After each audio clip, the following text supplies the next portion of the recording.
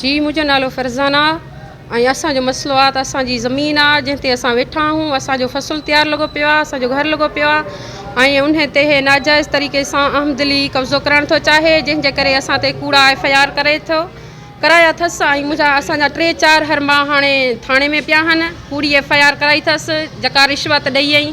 हे त विढ़िया आहिनि, हिन सां केरु बि कान विढ़ियो आहे। ऐं उन सां गॾु मुंहिंजा भाणज आहिनि, मुंहिंजा भाइर आहिनि, उन सभिनि ते FIR कई अथसि जेका सरासर कूड़ा। हिन में सच कुझु बि कान्हे। ज़मीन जो मसइलो आहे, असल उहा ज़मीन वारी ॻाल्हि दॿाए ऐं हाणे चए थो त मूं ते फायर था कनि, मूंसां विढ़नि था, मूंखे भतो घुरनि था। इहो सभु कूड़ा, कुझु बि सचाई न आहे इन में।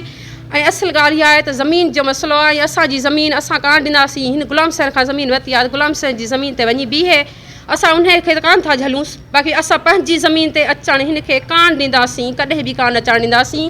ऐं न अचे त भली ॻाल्हि आहे। ऐं उन सां सवाइ असांखे इहो ड्रिजाए थो, धमकाए थो ऐं गुंडा बि मोकिले थो। ऐं उन इहे पुलिस खे पैसा ॾेई ऐं असां ते तशदुद कराए थो। मुंहिंजे घरवारे खे मारियो अथसि, उहो पाण ज़ख़्मी लॻो पियो आहे, हाणे थाणे में पियो आहे। उन सां गॾु मुंहिंजा भाणज पिया आहिनि। ऐं असां पंहिंजी ज़मीन कान ॾींदासीं। असांजी अपील आहे हाई कोर्ट खे, वज़ीर आला मुराद अली शाह खे, अहिड़ी तरह DIG खे, आर्मी चीफ खे, असांजी सभिनि खे अपील आहे त असां सां इंसाफ़ कयो वञे ऐं असांजे लाइ खयो वञे कुझु फ़ैसिलो, हिन खे रोकियो वञे ऐं हिन ते कंट्रोल कयो वञे। जेके नाजाइज़ी थो करे अहमद अली, ग़ुलाम हुसैन ऐं हनीफ़ बि हिन में शामिल आहे। उन सां गॾु बहिकलो बि आहे ऐं इहे कूड़ो ठग ऐं हाणे पाण खे तकलीफ़ कुझु बि थिएसि थी, रड़ियूं पियो थो करे ऐं सभु उहो कूड़ ऐं ढोंग थो करे। इन में सचाई कुझु बि न आहे। ज़मीन बि असांजी 27-30 एकड़ आहे ज़मीन, जेका उहा मुंहिंजे ॾेर खपाई आहे। ऐं असां पंहिंजी ज़मीन ते वेठा आहियूं, जंहिंखे 2-2.5 साल थिया आहिनि। असांजी ज़मीन कणिक बि लॻी पई आहे ऐं उन सां सवाइ इहा सरियां असांजी तयारु आहे जेका घरवाले मुंहिंजी खपाई आहे। उन वटि 50,000 हुयो, उहो बि इहे खसे वियो आहे ऐं चए थो त वरी मूंसां विढ़ियो आहे।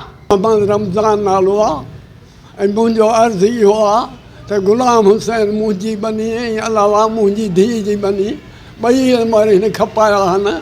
11-12 जरेब सम्झे न, जेके आमदनी ठग वरिता आहिनि, वॾो रड़ियूं।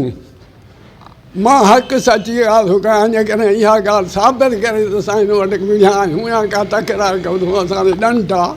हे वॾो कूड़ो